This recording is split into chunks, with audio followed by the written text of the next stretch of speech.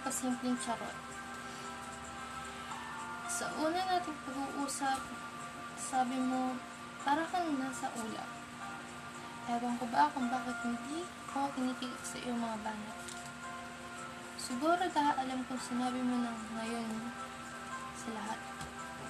Tapos sa pagpinagsawaan mo na, mahanap ka na naman ng iba para ibang sa'yo makakapagpasaya.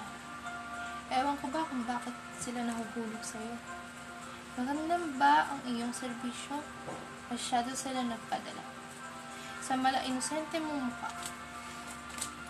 Hindi nila alam na yung pagmukhang yan ang sa kanila ay mangiiwan. Para kang bagyo, nadadaan lang para manggulo. Magseryoso ka na, baka sa huli magsisi ka. Makahanap ka ng babaeng mamahalin mo ng totoo, at sa huli ikaw naman ang iiwan ito.